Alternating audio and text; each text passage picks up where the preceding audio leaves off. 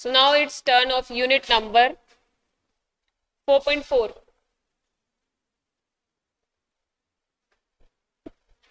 Notebooks निकाल लीजिए, writing portion रहेगा।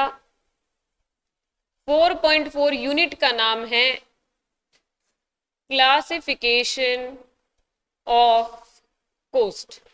ये कहीं पे नाम आपको सुना सुना लग रहा हो तो coast accounting standard number 1,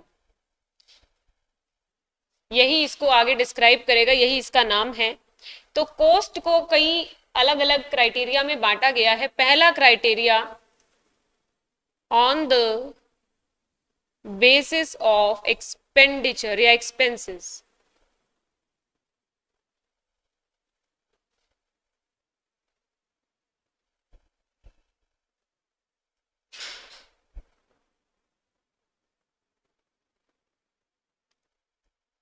on the basis of expenses में कैसे बांटा है इसने? Material, employ, other expenses.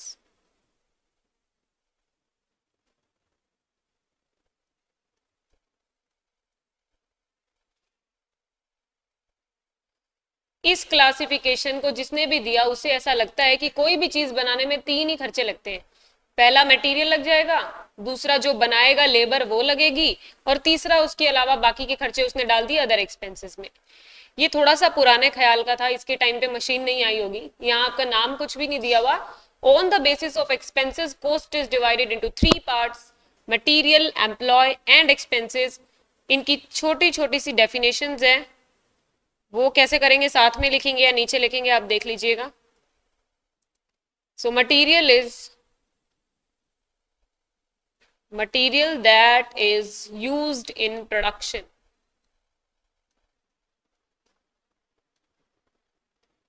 Employ, compensation for employees, or other expenses is cost other than material, employ is other expenses। या फिर इसका दूसरा काम क्या है? cost for purpose of production। Cost लगी तो प्रोडक्शन के लिए, लेकिन ना वो मटेरियल है ना ही वो लेबर है। नेक्स्ट लिखो, on the basis of traceability. अब यहां से क्वेश्चन कैसे बनता है वो मैं आज ही आपसे कॉपी खुलवा के पूछूंगी और आपको देख के आंसर देना है। On the basis of traceability.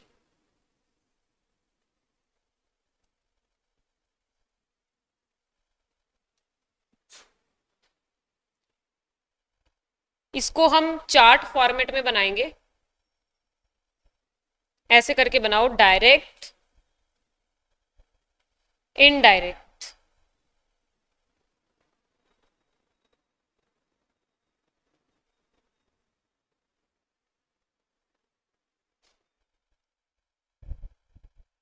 Direct material, direct employ, direct expenses, indirect material, indirect employ, indirect expenses.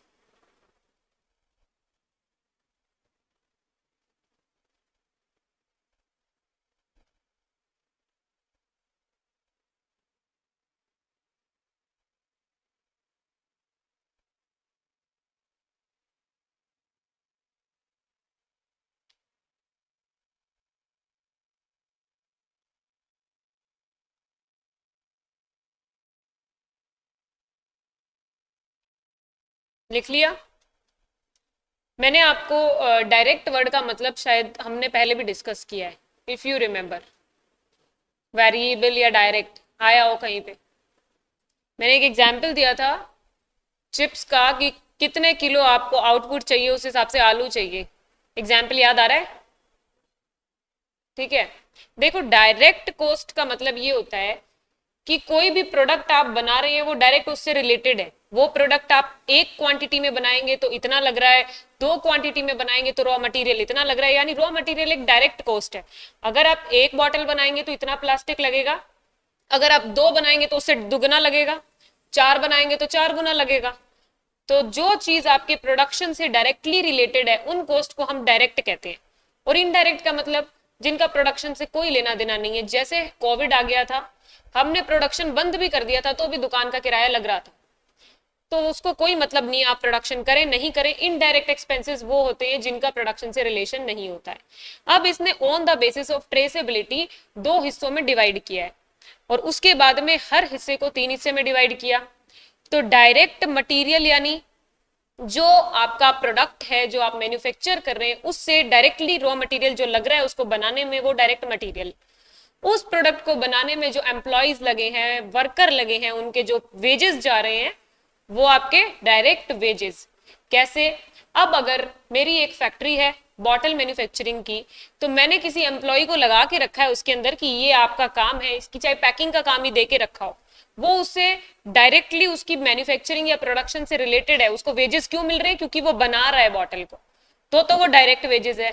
एक मैंने पानी पिलाने के लिए एम्प्लॉय रख रखा है, वो कुछ नहीं करता है, बाकी सबको पानी सर्व करता है, तो उसको जो मैं वेजेस दे रही हूँ वो डायरेक्ट वेजेस होंगे या नहीं होंगे? नहीं होंगे। वो प्रोडक्शन में थोड़ी लगा है, वो तो अदर सर्विसेज दे रहा है। या कोई क्लीनिंग के लिए स्टाफ आ रहा है, फैक्ट्री की क्लीनिंग करने आता है वो सिर्फ, तो वो क्या कर रहा है? वो कोई बॉटल बनवा थोड़ी रहा है, ना ही उससे बनाने में लगा हुआ है, तो उसको जो वेजेस है वो इनडायरेक्ट वेजेस है। लेकिन जो डायरेक्टली प्रोडक्ट से मैन्युफैक्चरिंग से रिलेटेड है उनको जो मैं वेजेस दे रही हूँ वो डायरेक्ट वेजेस है। दोनों में डिफरेंस समझे? डायरेक्ट प्रोडक्ट से रिलेटेड खर्चा raw material, direct material. Labour को पैसे दे रहे हो, डायरेक्ट वेजेस। उसके अलावा डायरेक्ट एक्सपेंसेस यानी उसी प्रोडक्ट की मैन्युफैक्चरिंग में लेबर और मटेरियल के खर्चे के अलावा अगर कोई खर्चा लग रहा है पर वो उस प्रोडक्ट से डायरेक्टली रिलेटेड है। जैसे हाँ, जैसे मान लो केक बनाने का काम है मेरा, अब केक तो मुझे ओवन में ही बनाना पड़ेगा और ओवन में वो इलेक्ट्रिसिटी लगेगी। अगर मैं केक नहीं बनाऊंगी तो वो इलेक्ट्रिसिटी का काम नहीं होगा, मैं ओवन चलाऊंगी नहीं। ठीक है, लाइट बिजली तो चलती रहेगी, वो तो फैक्ट्री में अगर नहीं भी बनाएंगे कोई बैठा है तो भी चलेगा, बट जो पर्टिकुलर उस ओवन के ऑपरेशन से रिलेटेड है वो काम तो केवल तभी होगा जब आप केक बनाएंगे, नहीं बनाएंगे तो नहीं होगा। तो वो डायरेक्ट एक्सपेंसेस, क्योंकि वो मटेरियल भी नहीं है वो लेबर भी नहीं है। तो तीसरी कैटेगरी क्या थी आपकी? Direct expenses. समझ गए? इनडायरेक्ट एक्सपेंसेस, ना तो वो इनडायरेक्ट मटेरियल है ना ही वो इनडायरेक्ट लेबर है, तो वो लास्ट में जो बच जाता है, ये आपका सिक्स्थ वाला क्राइटेरिया, इनडायरेक्ट एक्सपेंसेस, ये होगा। एग्जाम्पल लिखेंगे सबके, अभी क्लियर हो जाएगा। जैसे मैं एग्जाम्पल बिस्किट मैन्युफैक्चरिंग के रिस्पेक्ट में ले रही हूँ, ठीक है, बिस्किट मैन्युफैक्चर करना मेरा काम है। उस केक ही ले लीजिए, मैंने केक का एग्जाम्पल दिया है आपको। केक प्रोडक्शन करना मेरा काम है, तो उसमें डायरेक्ट मटेरियल में क्या क्या आ जाएगा? मैदा, मिल्क, शुगर एटसेट्रा। फिर डायरेक्ट एम्प्लॉय जो मेरे उसके बनाने में लगे हुए हैं, प्रोडक्शन ऑफ केक में जो लेबर मैंने लगाई है उनके वेजेस, वो है डायरेक्ट एम्प्लॉय। डायरेक्ट एक्सपेंसेस जो अवन का खर्चा लग रहा है, अवन से रिलेटेड एक्सपेंसेस लग रहे हैं इलेक्ट्रिसिटी के, वो डायरेक्ट एक्सपेंसेस। अब इनडायरेक्ट में क्या आएगा? इनडायरेक्ट मटेरियल यानी जिस फैक्ट्री में मैं केक बना रही हूँ उसके अंदर और भी काम होता होगा। मान लो मुझे बिल देना है तो कुछ पेपर भी आता होगा, फेविस्टिक पड़ी होगी, और क्या रखा होगा? सजावट का सामान रखा होगा कुछ। सपोज मैं केक के साथ साथ में उनको हैप्पी बर्थडे वाला टैग भी देती हूँ, वो केक का तो मतलब नहीं है उसका, वो मटेरियल जो पड़ा है जो do not related to directly related to production. Example, वहां पे आप ये मान लो क्लीनिंग के लिए लिक्विड रखा हुआ है, कोई मटेरियल तो पड़ा है फैक्ट्री में पर वो सफाई के लिए रखा है, केक का कोई काम है क्या उससे? तो indirect material. Indirect employ, cleaning staff की वेजेस, ये केक बनाने में नहीं लगे, लेकिन केक बनाते वक्त हम जो इतना सारा वहां पे मेस क्रिएट करते हैं उसको साफ करने के लिए आते हैं, तो उनको जो वेजेस दे रही हूँ वो इनडायरेक्ट है। और इनडायरेक्ट एक्सपेंसेस पूरी फैक्ट्री में चलने वाला लाइट, पंखा, इलेक्ट्रिसिटी, जो केक से डायरेक्टली रिलेटेड नहीं है लेकिन वो तो चलानी ही पड़ेगी अगर कहीं पे काम करेंगे तो वो इनडायरेक्ट एक्सपेंसेस।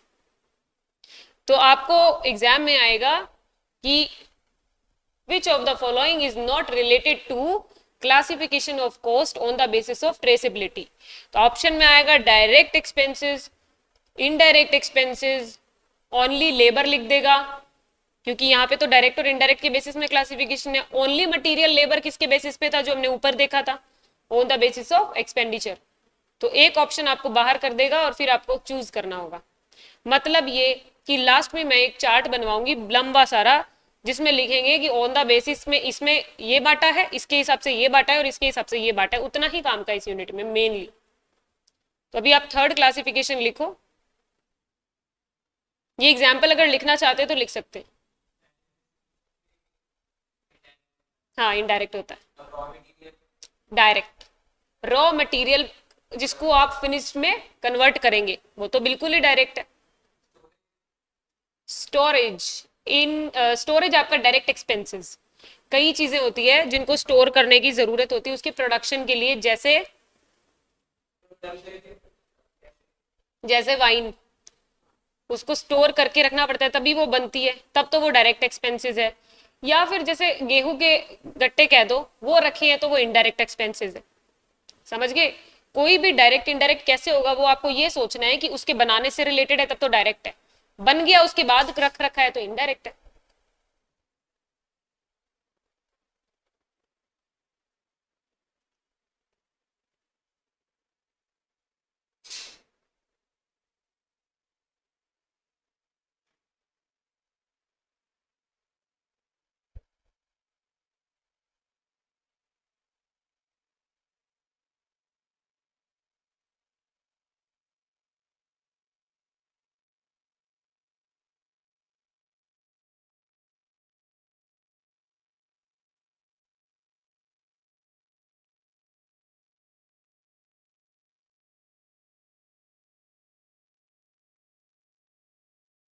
नेक्स्ट हेडिंग डालो, on the basis of function.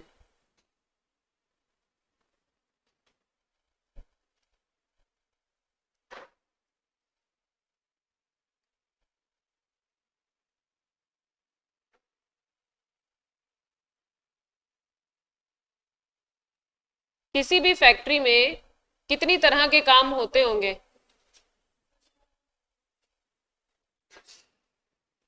On the basis of function यानी किसी भी जगह में किस किस तरह के फंक्शन परफॉर्म किए जाते होंगे। तो किसी भी फैक्ट्री में कौन कौन से काम होते होंगे बता सकते हैं? प्रोडक्शन होता होगा यानी मैन्युफैक्चरिंग, एडमिनिस्ट्रेशन पढ़ के आए हैं बुक से, ठीक है। और फिर जब सामान बन गया तो फिर वो जाएगा, अच्छा ठीक है, packing, distribution and research and development, ये चार है। On the basis of function के हिसाब से 4 पार्ट्स में बांटा गया है।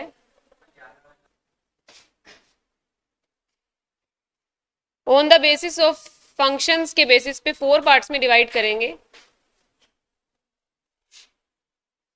मैन्युफैक्चरिंग,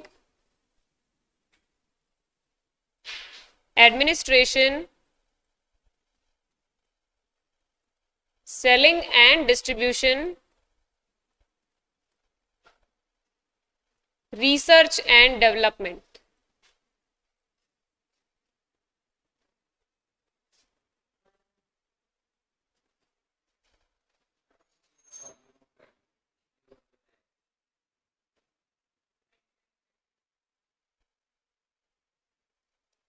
ये चारों फंक्शंस ऑलमोस्ट आपको नाम सुनते ही पता चल रहा होगा क्या मतलब होता है। मैन्युफैक्चरिंग यानी प्रोडक्शन, फिर प्रोड्यूस किया किस लिए, सेल करने के लिए, तो सेलिंग एंड डिस्ट्रीब्यूशन।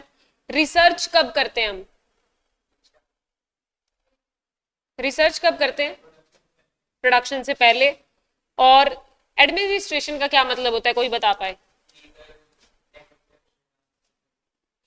देखो, कोई भी फैक्ट्री अपने आप नहीं चलती। हाँ, सारा इंस्ट्रक्शन आपको देना पड़ता है कि इस चीज का इतने क्वांटिटी में प्रोडक्शन होगा, यहाँ यहाँ ये सेल करने जाएगी, यहाँ यहाँ हमारी आउटलेट होगी। तो ये सारा जो ऊपर का काम जो संभाल रहा है या मैनेजमेंट कर रहा है, वो आपका administration department, manufacturing, selling and distribution और रिसर्च एंड डेवलपमेंट। ये चार तरीके में बांटा है, चारों में अलग अलग तरह की कॉस्ट लगती है। कैसे? मैन्युफैक्चर करने में कौन कौन सी कॉस्ट आ जाएगी आपकी? रॉ मटेरियल, लेबर, ये सब तो मैन्युफैक्चरिंग में चला गया। एडमिनिस्ट्रेशन में जाएगा आपका सैलरी ऑफ ऑफिस स्टाफ, जो आपके ऑफिस में काम कर रहे हैं एडमिनिस्ट्रेटिव डिपार्टमेंट में, उनकी सैलरी, जो मैनेज कर रहे हैं चीजें उनकी सैलरी। तीसरा सेलिंग एंड डिस्ट्रीब्यूशन, इसके अंदर आपका जाएगा क्या? मार्केटिंग। और जाएगा डिस्ट्रीब्यूशन का खर्चा, यानी आप कोई सामान पैक करके ट्रांसपोर्टेशन से दूसरी सिटी भेजते हैं तो वो खर्चा चला जाएगा। रिसर्च एंड डेवलपमेंट में आपने प्रोडक्शन से पहले कोई चीज रिसर्च की या प्रोडक्शन के बाद ये रिसर्च की कि हमारा प्रोडक्ट किस एरिया में बिक सकता है। ये तो रिसर्च हमेशा चलती रहेगी। आज अगर मेरा काम सिर्फ जयपुर में है तो मैं सोचूंगी कि आसपास कहीं और देख लें, आसपास हो जाएगा तो मैं राजस्थान से बाहर देखूंगी कहाँ मेरे प्रोडक्ट की जरूरत है। तो ये रिसर्च के खर्चे इसमें चले जाएंगे।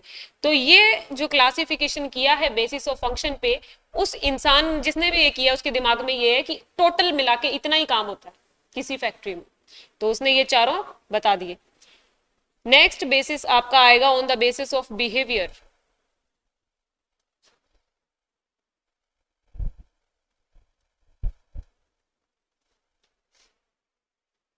On the basis of behaviour, ये आपको बिल्कुल सुनी हुई लगेगी तीनों ही cost, variable, fixed and semi variable.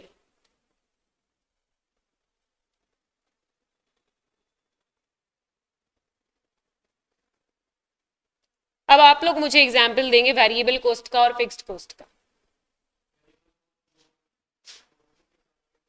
कोई एग्जाम्पल?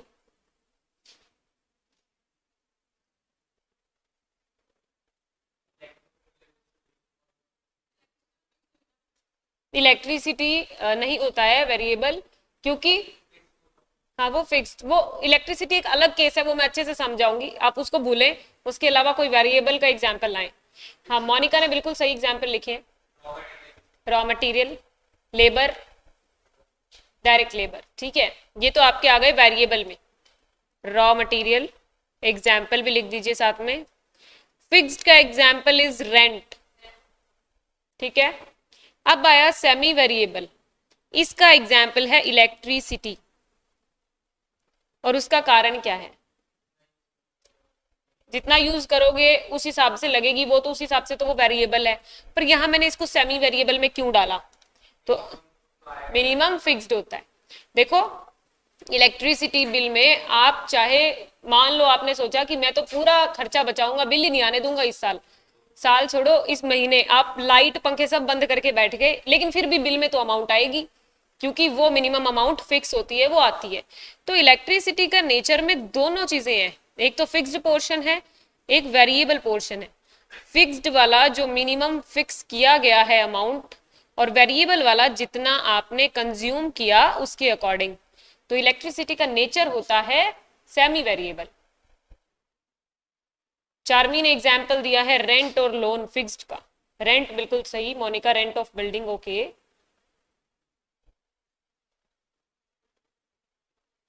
फिर आपका लास्ट क्लासिफिकेशन है on the basis of production.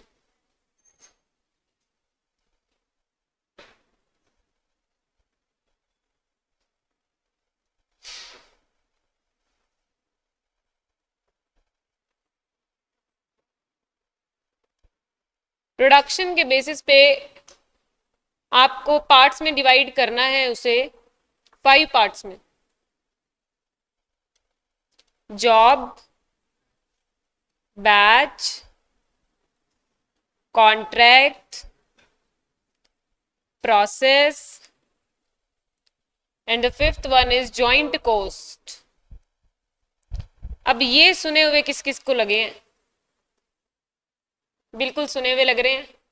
पहले लेक्चर में थे ये, दूसरे लेक्चर में हमने पढ़े थे क्या, methods of costing. Methods of costing में हमने पढ़े थे job costing, batch costing, contract costing, process costing, ये वही है बिल्कुल। तो इसमें सिर्फ जॉइंट नया है, जॉइंट के बारे में मैं आपको बता देती हूँ। Cost of producing multiple goods,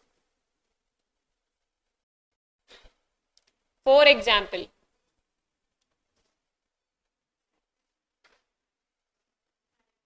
cycle नहीं, वो मल्टीपल कॉस्टिंग अलग था जो आप साइकिल समझ रहे हैं। जॉइंट कॉस्ट का मतलब क्या होता है, देखो नारियल तोड़ के लाई मैं पेड़ से, फिर वो पका हुआ था बिल्कुल, अब नारियल का मुझे बनाना है ऑयल।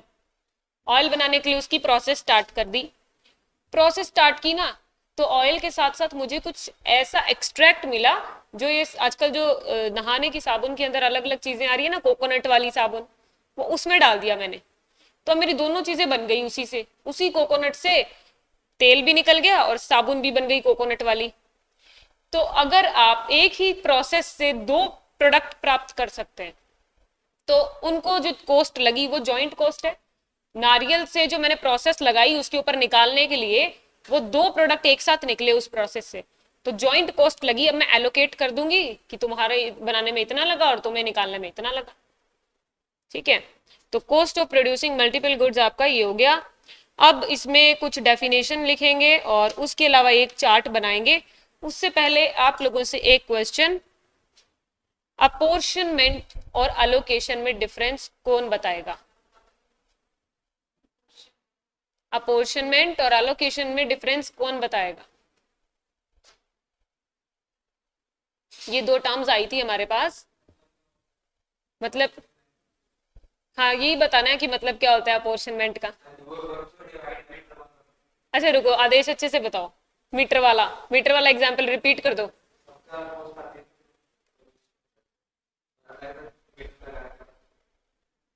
तो मीटर तो याद रह गया, पहले कौन सा बताया था मैंने? पहले एक मीटर वाला बताया था या सबके अलग अलग मीटर लगे हुए थे वो बताया था? अलग अलग वाला बताया था। तो फिर पहले मैंने अलोकेशन बोला था या अपोर्शनमेंट बोला था? अलोकेशन, जब पढ़ाया था तब अलोकेशन था। पहले अलोकेशन था, सबके अलग अलग मीटर थे, अलोकेशन अलग अलग, ठीक है, अब याद रहेगा। अलोकेशन इज अलग अलग, तो अपोर्शनमेंट इज इकट्ठा, एक ही मीटर था।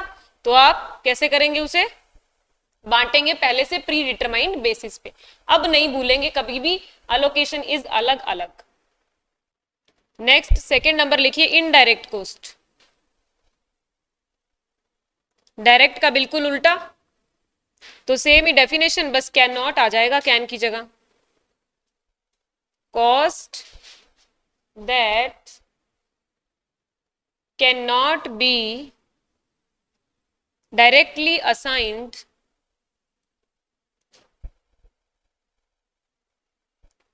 to a particular product or service। ये सारे वही है जो ऊपर चार्ट में मैंने आपको लिखवाए हैं, जिनकी डेफिनेशन दी हुई है वो यहां लिख रहे हैं, एग्जाम्पल हमने चार्ट में लिख ली। Next is manufacturing cost.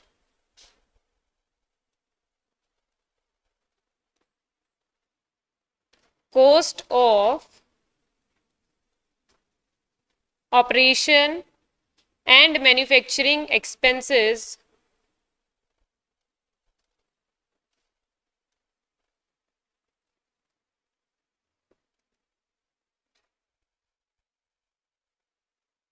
of company। Example is material, labor, etc.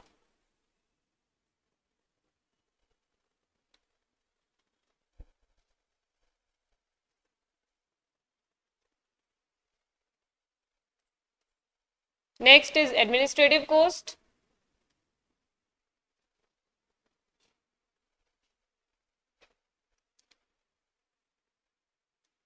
Cost of directing and controlling ये डायरेक्टिंग एंड कंट्रोलिंग कहीं याद आ रहा है क्या पढ़ा हुआ? कहाँ याद आ रहा है? Business studies class 12th। तो उसके अंदर आपका था प्लानिंग, स्टाफिंग, कंट्रोलिंग, हाँ ऑर्गेनाइजिंग। तो उसके अंदर जो दो फंक्शन डायरेक्टिंग के और कंट्रोलिंग के होते हैं वो आपके एडमिनिस्ट्रेटिव डिपार्टमेंट के पास होते हैं, वो उनमें आ जाती है cost. Selling and distribution,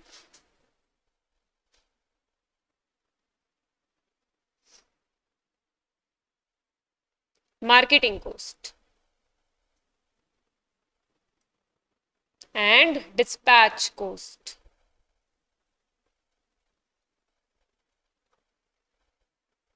research and development को मैं R&D लिखूंगी, आप पूरा लिखना चाहें तो पूरा भी लिख सकते हैं। Cost of searching of new product,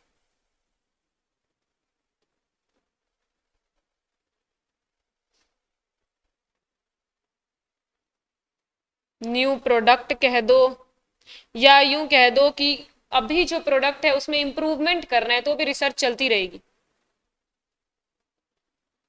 improvement in existing product.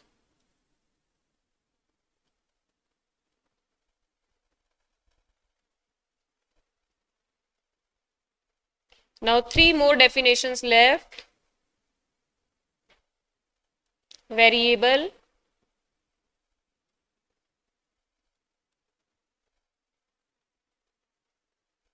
cost that vary। ये जो vary वर्ड मैंने लिखा है इसका क्या मतलब होता है? चेंज। vary के साथ स्लैश डाल के लिख दो, change with change in volume of production या आउटपुट, जैसा देव ने डेफिनेशन बताई थी।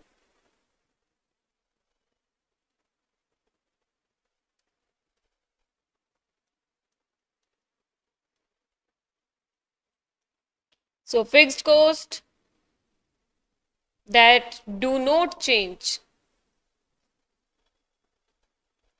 with change in volume of production.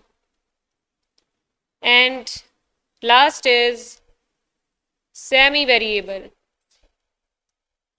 both fixed and variable.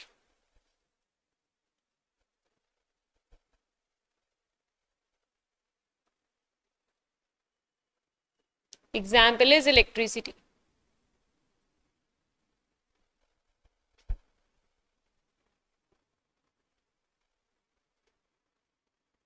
लिख लिया? अब आज आपको एक होमवर्क देना है मुझे। पहले किसी सब्जेक्ट में कुछ ज्यादा मिला है क्या? ज्यादा मिला है तो यहीं बना लो, वरना होमवर्क में ले लो। क्या करोगे बताओ? करना ये है कि ये जो मैंने लिखवाया है ना कि on the basis of traceability, on the basis of expenses, अपनी कॉपी को हॉरिजॉन्टल करके ऐसे करके एक चार्ट बनाना है बड़ा सा, लिखना है क्लासिफिकेशन ऑफ कॉस्ट, फिर ऐसे लाइन बनानी है, पहला बेसिस ऑफ एक्सपेंडिचर नीचे नाम, बेसिस ऑफ ट्रेसेबिलिटी नीचे नाम, एक फाइनल समरी चार्ट बनाना है जो आपको लास्ट डे रिवीजन में काम आएगा। तो वो चार्ट आपके पास ऑप्शन है, आप कहें तो मैं बनवा दूं या कल मुझे कॉपी में चाहिए सबकी? बनवा दो। चलो लिखना स्टार्ट करो, एक नया पेज, कॉपी को ऐसे ले लो और शुरू करो क्लासिफिकेशन ऑफ कॉस्ट।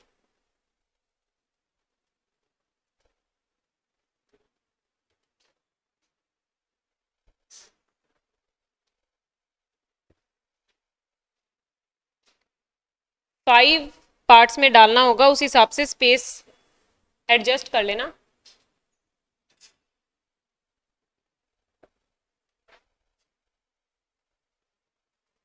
बराबर 5 हिस्सों में डिवाइड कर दो उस लाइन को जो आपने बनाई है।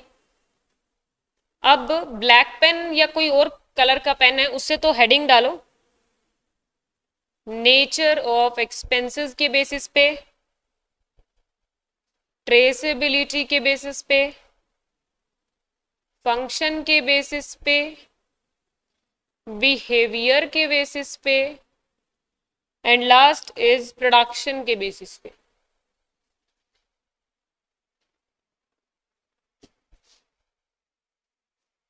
फंक्शन के बेसिस पे के बाद में ये आएगा।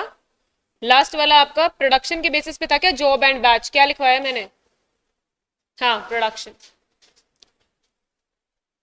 अब इनके नीचे वाले साथ साथ बोलते जाओ मुझे मैंने क्या क्या बताया। नेचर ऑफ एक्सपेंसेस के बेसिस पे material, labour, other expenses. Traceability के बेसिस पे मैंने बताया था डायरेक्ट, इनडायरेक्ट। डायरेक्ट के नीचे डायरेक्ट मटेरियल, शॉर्ट फॉर्म में लिख लो direct labour, direct expenses. Indirect material, indirect labour, indirect expenses. Function के बेसिस पे देखे थे हमने manufacturing, administration, selling and distribution, and fourth one was research and development. Behavior के बेसिस पे देखा था fixed, variable and semi variable, और प्रोडक्शन के बेसिस पे देखा है job, batch, contract, process and joint cost. आज वाला चैप्टर इतना ही था। ये चार्ट है आपको लास्ट डे रिवीजन के लिए, एमसीक्यू बनेगा इसी से, इससे ज्यादा कुछ नहीं आएगा इस चैप्टर में, इस वाली यूनिट से। बस ये पूछ लेगा कि मैन्युफैक्चरिंग, मान लो manufacturing, administration and selling overheads, ये किसके बेसिस पे ऐसा क्लासिफिकेशन है, तो on the basis of function.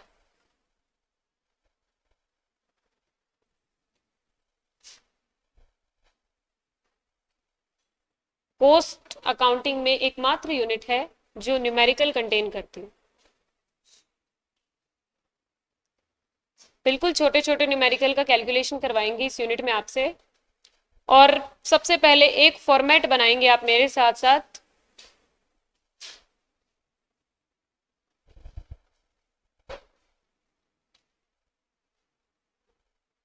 Cost sheet,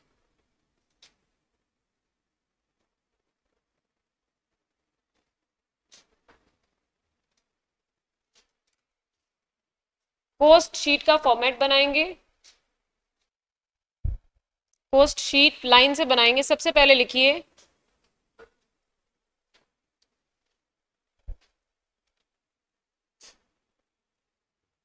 direct material,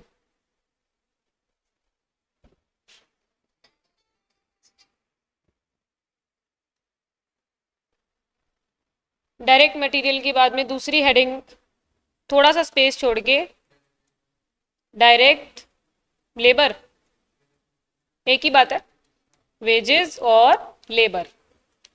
third heading is direct expenses.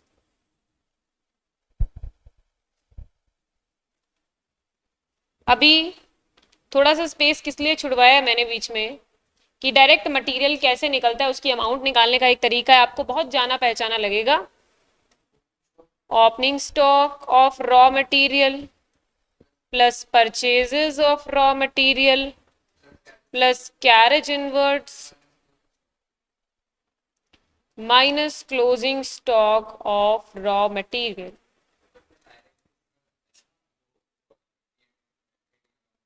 हाँ वही वाली चीजें हैं, ये कॉस्ट शीट है, इसको हम अकाउंट फॉर्मेट में नहीं बनाते, ऐसे लंबे वाले फॉर्मेट में बनाते हैं।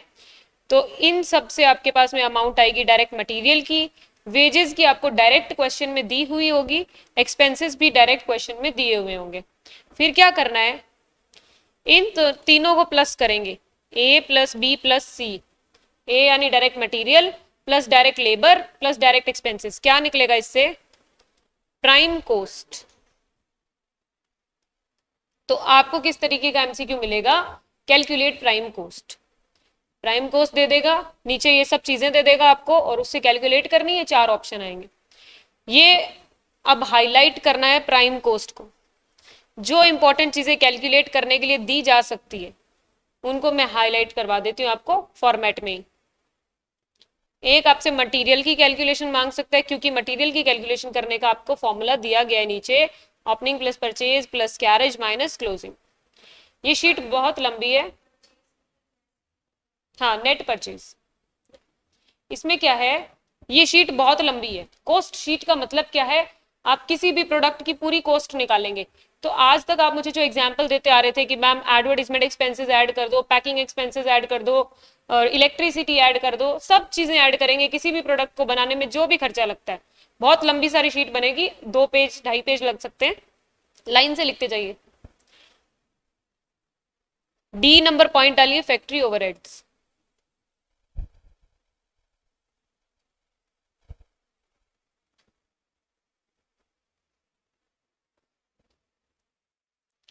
अब क्या हुआ, सबसे पहले रॉ मटेरियल था, लेबर ने काम किया, डायरेक्ट एक्सपेंसेस लगे और सामान अब फैक्ट्री में पहुंचा है। अब फैक्ट्री के खर्चे लिखेंगे। क्या क्या लग सकता है फैक्ट्री में, इनडायरेक्ट मटेरियल और loose tools,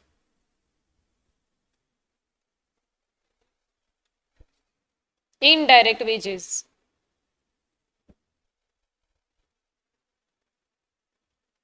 rent, light and electricity, सारे खर्चे जाने पहचाने लग रहे हैं। Power and fuel,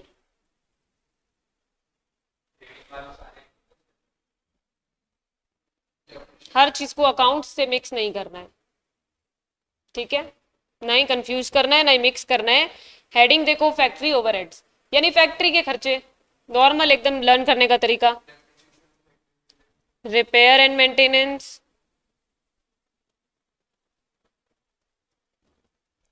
then research expenditure,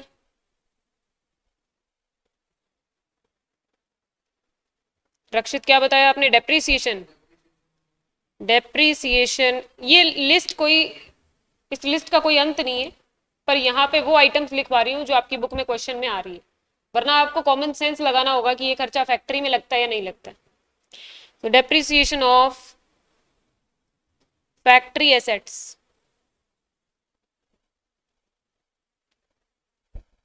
insurance of factory,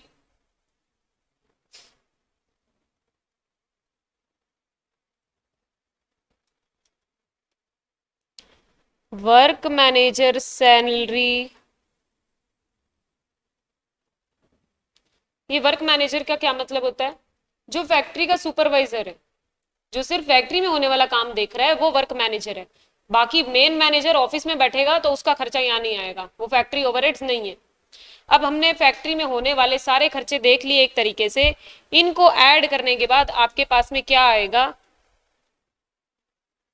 gross factory cost. कैसे आई ये, तो देखो आप डी तो दें प्राइम कॉस्ट को, ई दें फैक्ट्री ओवरहेड्स को, तो डी प्लस ई से आया ग्रोस फैक्ट्री कॉस्ट, यानी प्राइम कॉस्ट में फैक्ट्री ओवरहेड्स को ऐड किया तो ग्रोस फैक्ट्री कॉस्ट आ गया। अगर नहीं याद रहता है तो उसके नीचे लिख लीजिए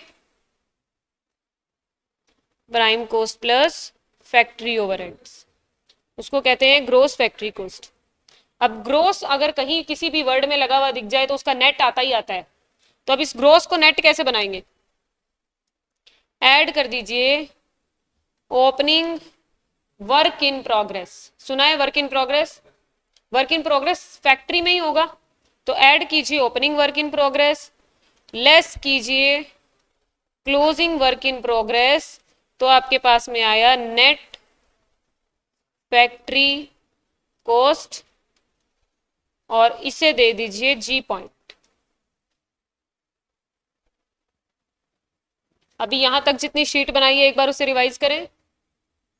चलो बोलो मेरे साथ, सबसे पहले direct material, direct labour, direct expenses, तीनों को ऐड करने से I prime cost. Prime cost में फैक्ट्री ओवरहेड्स ऐड करने से आई ग्रोस फैक्ट्री कॉस्ट। इसका दूसरा नाम होता है ग्रोस वर्क्स कॉस्ट, अगर लिखना चाहें तो लिख लीजिए। फिर ग्रोस को नेट बनाने के लिए opening stock of WIP add करेंगे, closing stock of WIP less करेंगे, और आ जाएगी नेट वर्क्स कॉस्ट या नेट फैक्ट्री कॉस्ट। अब फैक्ट्री ओवरहेड्स के एग्जाम्पल क्या क्या खर्चे होते हैं जो फैक्ट्री में लगते हैं वो मैंने आपको लिखवा दिए हैं। अब नीचे आए,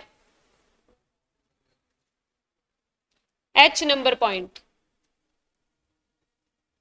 इसमें आप ऐड करेंगे ऑफिस एंड एडमिनिस्ट्रेटिव ओवरहेड्स। बिल्कुल लाइन से सामान चलेगा, फैक्ट्री से बनकर तैयार हो गया। अब ऑफिस एंड एडमिनिस्ट्रेटिव ओवरहेड्स आप इसमें ऐड करेंगे। इसके एग्जाम्पल भी वैसे ही लिखेंगे जैसे फैक्ट्री वाले के लिखे थे। क्या क्या खर्चे लग सकते हैं ऑफिस में, तो देखो, रेंट ऑफ ऑफिस बिल्डिंग,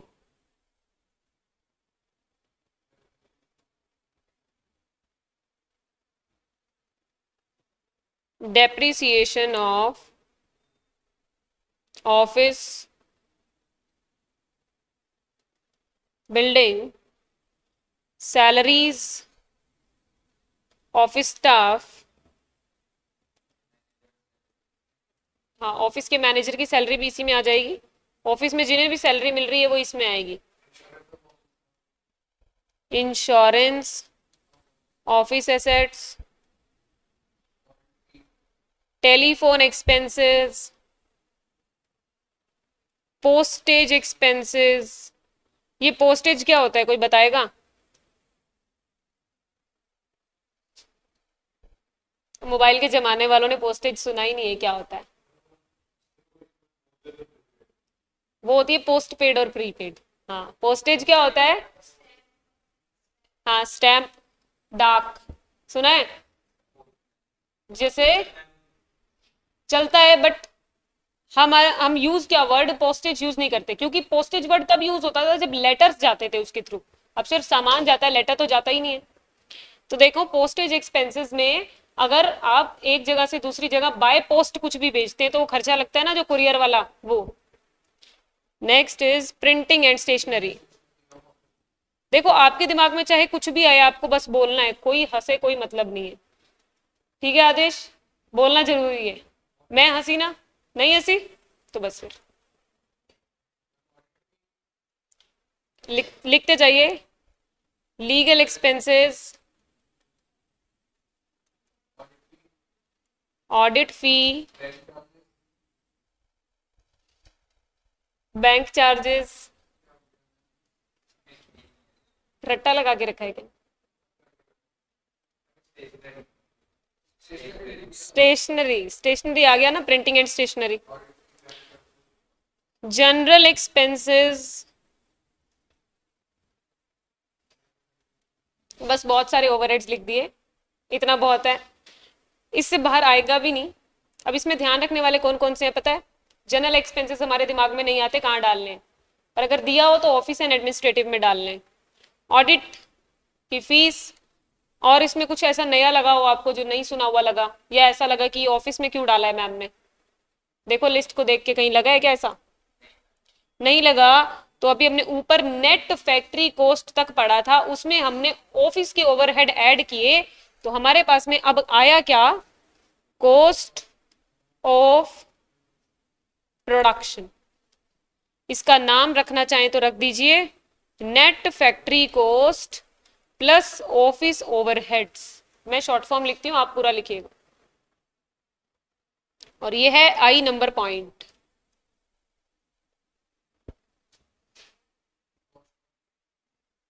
समझ गए? कॉस्ट ऑफ प्रोडक्शन तक आप पहुंच गए। लीगल एक्सपेंसेस आपके होते हैं, जैसे आपको अपने प्रोडक्ट का पेटेंट करवाना है, कॉपीराइट करवाना है, उससे रिलेटेड कोई खर्चे, या फिर आप किसी एक्ट के दायरे में आते हैं, जैसे आपके ऊपर कोई एक्ट एप्लीकेबल है और उसमें कुछ रिक्वायरमेंट्स डालिए, पेपर वर्क, वो। फिर आपने कॉस्ट ऑफ प्रोडक्शन तक पहुंचने के बाद आपको इसमें ऐड करना है opening stock of finished goods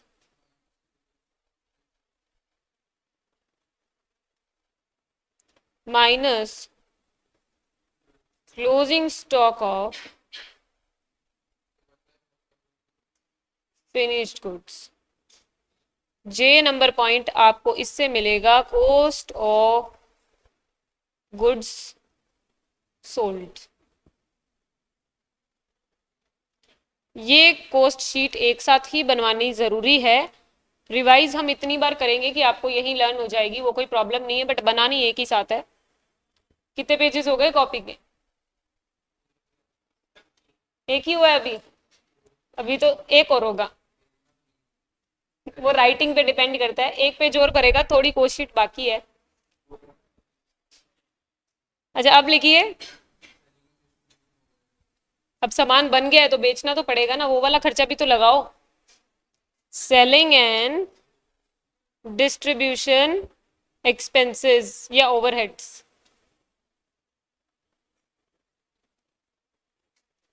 इसमें कौन कौन से आ जाएंगे एग्जाम्पल? बहुत अच्छे से रट्टा लगाया है, बहुत अच्छे से हो जाता है। Showroom and rent expenses,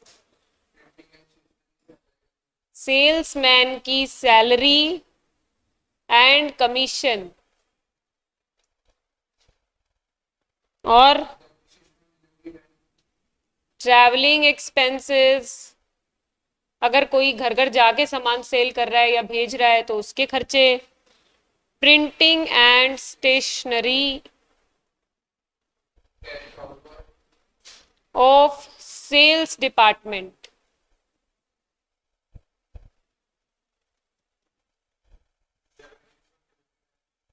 depreciation on delivery van,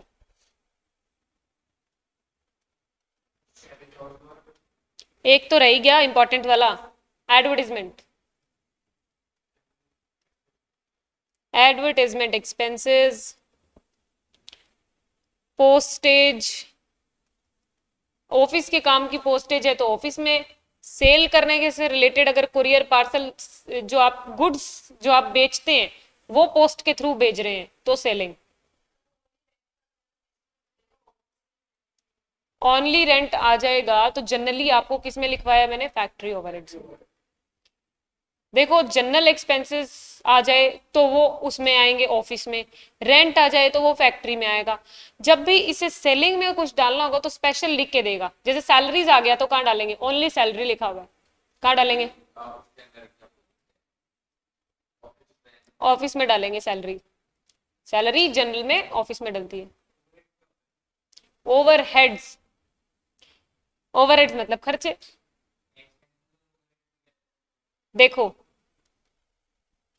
overheads का मतलब ये है, एक तो होते हैं एक्सपेंसेस जो डायरेक्टली उस प्रोडक्ट से रिलेटेड है, उस पर खर्चे लग रहे हैं।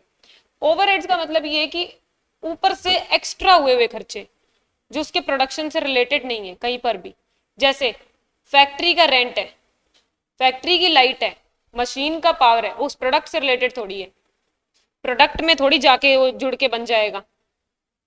इनडायरेक्टली सब चीजें रिलेटेड होती है। ऊपर के खर्चे नहीं बोल देते हम कि देखो मान लो अगर मेरे को ट्यूशन स्टार्ट करना है, ठीक है, मैं कहूंगी कि मैं एक बच्चे से इतनी फीस लूंगी, तो मेरे पेरेंट्स ने बोला कि तुम जिस रूम में पढ़ाओगी उस रूम का लाइट भी तो यूज करोगी, वो भी तो फीस में ऐड करो।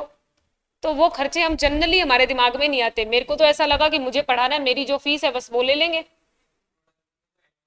ऐड होगा, लेकिन वो प्रोडक्ट से डायरेक्टली संबंध नहीं रखते। वो हमारे, अब जो मैंने आपको एग्जाम्पल दिया, एक बात बताओ, आप अपने ही घर में उसी के एक कमरे में अगर ट्यूशन पढ़ाने की बात करते हैं तो आपके दिमाग में क्यों आएंगे लाइट पंखे? नहीं आएंगे। लेकिन जब आप चार्ज ले रहे हैं सामने वाले से सर्विस का, तो आपके पेरेंट्स ने जो आपको बात बोली कि आप केवल अपने पढ़ाने की फीस ले रहे हैं, ये लाइट पंखे का चार्ज भी उसमें ऐड कीजिए, तो ये जो ओवरहेड्स हो जाएंगे वो ऊपर के खर्चे हैं जो हमें जनरली हमें उस प्रोडक्ट से रिलेटेड लगते नहीं है बट होते हैं। जिस फैक्ट्री में सामान बन रहा है उसकी लाइट जल रही है, मैं कहूंगी मैं तो बंद करके बना लूंगी सामान, ऐसा होता है क्या? नहीं हो सकता। वो खर्चे जरूरी है, ऐड कर रहे हैं ना हम, देखो कॉस्ट निकालते हुए ओवरहेड्स ऐड कर रहे हैं, उनका नाम ओवरहेड्स है ही इसीलिए। क्या डायरेक्ट होंगे? इनडायरेक्ट है सारे ओवरहेड्स, कुछ भी डायरेक्ट नहीं है। देखो प्राइम कॉस्ट तक जो भी काम हुआ वो डायरेक्ट है, direct material, direct labour, direct expenses. उसके ऊपर जो भी है उसमें आप ये नहीं कह सकते कि ये पर्टिकुलर ये लाइट जो है ये इसकी वजह से बन रही है। अगर फैक्ट्री में लाइट जल रही है, 10 तरह के सामान बन रहे हैं, तो क्या मैं कह सकती हूँ कि मैंने सिर्फ इसको बनाने के लिए लाइट जला रखी है? वो तो सबके लिए कॉमन जल रही है। तो उसको पर्टिकुलर प्रोडक्ट के हिसाब से मैं ऐसे बता नहीं सकती कि ये इसकी वजह से जल रही है। समझे? आपको क्या समझना है, प्राइम कॉस्ट तक जो भी है वो डायरेक्ट है, वेरिएबल है, उसके आगे जो भी है वो ओवरहेड्स है, ओवरहेड्स ऊपर के खर्चे। ऐड सब करने हैं, कॉस्ट हम सारी ऐड करेंगे, क्योंकि हम ये इतनी बड़ी कॉस्ट शीट क्यों बना रहे हैं, ताकि हम डिसाइड करें कि हमारा प्रोडक्ट कितने रुपए में बिकेगा। सेलिंग प्राइस यहीं से डिसाइड होगा। अभी देखना हम कहां तक पहुंचे हैं।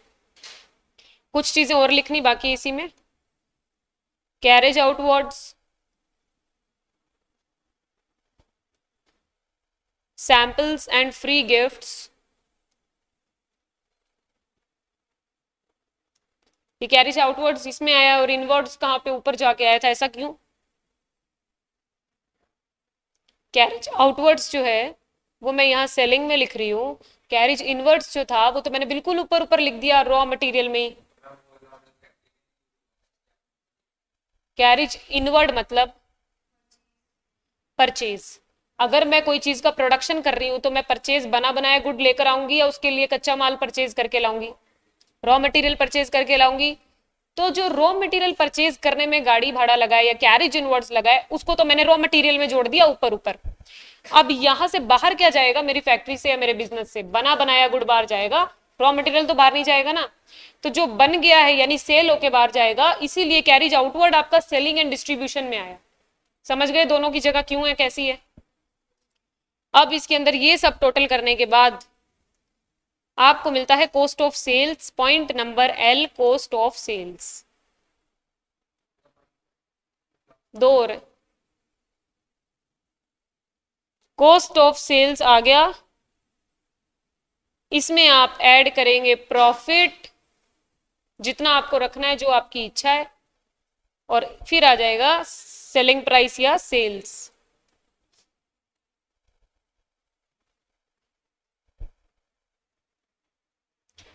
अब आपकी सोच जितने भी खर्चों तक जा सकती थी वो सारे इसके अंदर आ गए हैं, लाइन से आ गए हैं। अब जो मैंने आपको हाईलाइट करवाई थी चीजें, उसमें कॉस्ट ऑफ सेल्स को हाईलाइट कर दो, वो पूछेगा कॉस्ट ऑफ सेल्स कैलकुलेट करना, और आपसे पूछेगा कॉस्ट ऑफ गुड्स सोल्ड को कैलकुलेट करना, उसे भी हाईलाइट कर दो। कॉस्ट ऑफ प्रोडक्शन को भी हाईलाइट कर दो। श्योर?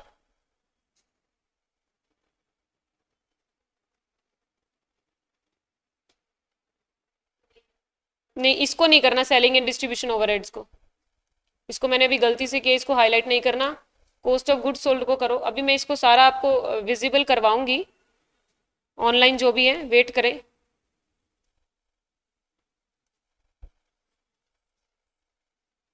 कॉस्ट ऑफ प्रोडक्शन,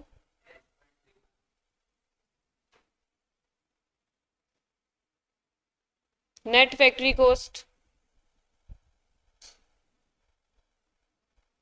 और ग्रॉस फैक्ट्री कॉस्ट। अब इनके दूसरे नाम यही लिख लो। फैक्ट्री कॉस्ट का दूसरा नाम लिखो वर्क्स कॉस्ट, WORKS।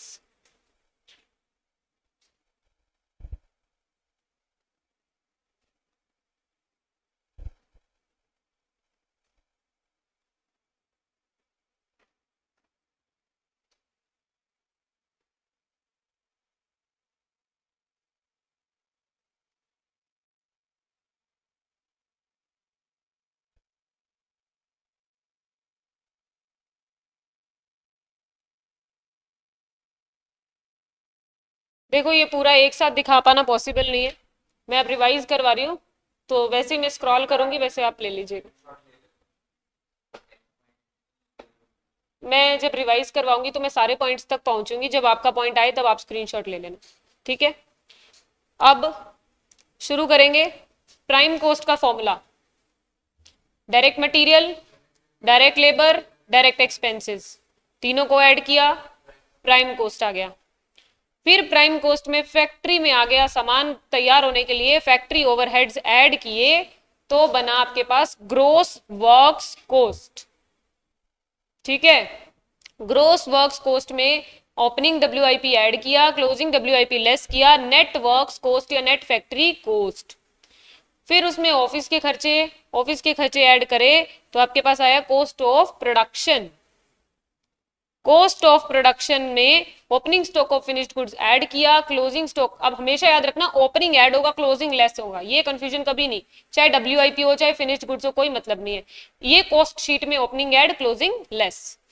फिर आप कॉस्ट ऑफ गुड्स सोल्ड ले लेंगे, गुड्स सोल्ड आने के बाद में सेल से रिलेटेड खर्चे ऐड करके मिल जाएगा कॉस्ट ऑफ सेल्स, यही फाइनल कॉस्ट है, इसमें प्रॉफिट ऐड करके सेल्स आ जाएगी, यानी देखा जाए तो क्या आएगी, सीपी एसपी और प्रॉफिट, वही फॉर्मूला है बिल्कुल, CP plus profit is equals to SP, जो हम क्लास 7th में ही पढ़ लेते। घूम फिर के आपको यही आना था मैम, तो आपने इतना सारा क्यों लिखवाया, ऐसा पूछोगे क्या? अब जब क्वेश्चन करेंगे तो पता चलेगा कि इतना सारा क्यों लिखवाया है। अभी करेंगे। सीपीएसपी क्या है, पहचाने नहीं सीपीएसपी को? एक सेकेंड, ये कभी देखा है? SP minus CP is equals to profit, selling price minus cost price is equals to profit, 7th class. ना जाने कब क्या काम आ जाए। मोनिका, कर लिया आपने नोट डाउन, या अभी कुछ शो करवाना है? क्योंकि इसके बाद मैं क्वेश्चन स्टार्ट करवाऊंगी, तो उसके लिए मुझे इसको स्क्रॉल करना पड़ेगा। हो गया, वेरी गुड। तो मैं छोटे छोटे से आपको एग्जाम्पल दे रही हूँ और कुछ 10 मिनट का टाइम देकर जा रही हूँ, आपसे जितना सॉल्व होए वो ठीक है, नहीं होता है तो मैं आके करवा दूंगी। आपस में डिस्कशन नहीं करेंगे, आपका जैसा आपको दिमाग में आ रहा है वैसे करेंगे। क्वेश्चन लिखिए, find purchases, find purchases of raw material.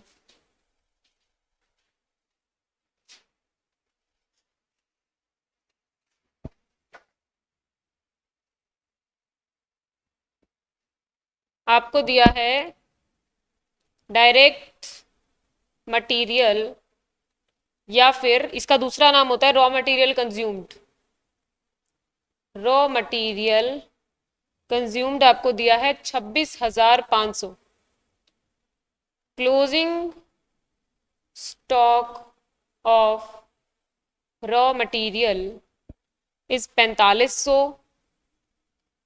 Opening stock of raw material is 3000। Purchases निकालने। क्वेश्चन 2, कुछ 3 क्वेश्चन लिखवा रही हूं मैं, उसके बाद एक साथ सॉल्व करके मुझे दे देना। Question second is, prime cost दी गई है आपको 33500, अभी पता नहीं मुझे, आप एक बार निकाल लो सभी अपने अपने, कोई शेयर मत करना आके। प्राइम कॉस्ट दी है 33500, डायरेक्ट मटेरियल दिया है 20,000, डायरेक्ट लेबर दिया है 0, डायरेक्ट एक्सपेंसेस निकालना है। Question number 3,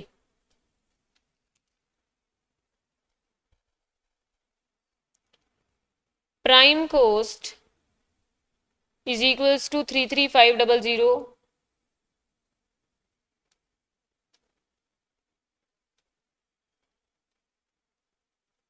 depreciation of factory is equals to 1000, rent of factory is equals to 200% of depreciation,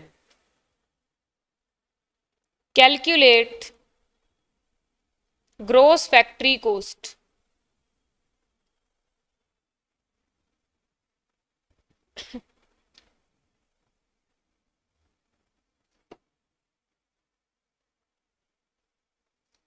ये आपके तीनों क्वेश्चन है, 5 to 7 मिनट्स का टाइम है आपके पास, सॉल्व कीजिए, आंसर निकालिए, नो चीटिंग नो डिस्कशन।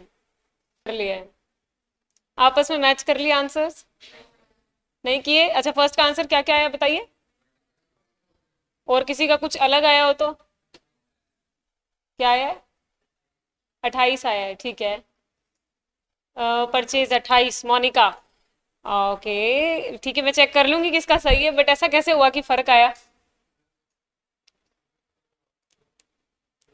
चलो देखते हैं। नेक्स्ट क्वेश्चन नंबर सेकंड का क्या आंसर आया?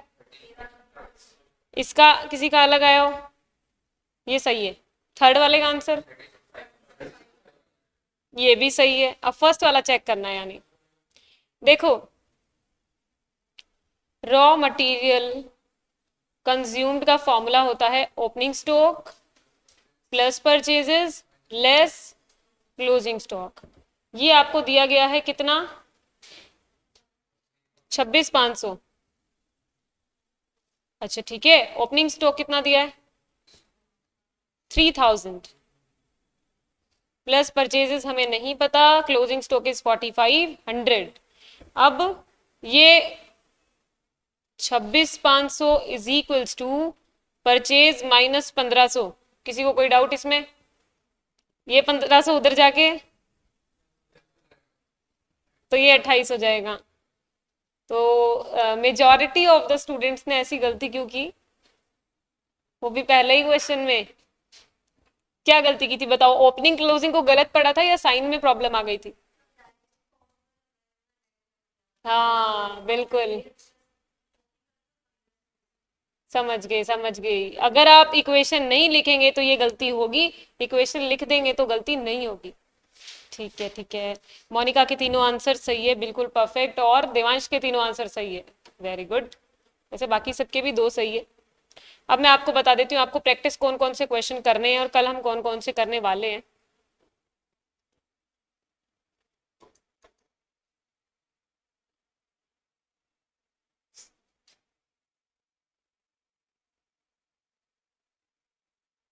मॉड्यूल इसमें डला हुआ नहीं है आपके, मुझे कोई बुक दे देंगे एक बार रक्षित?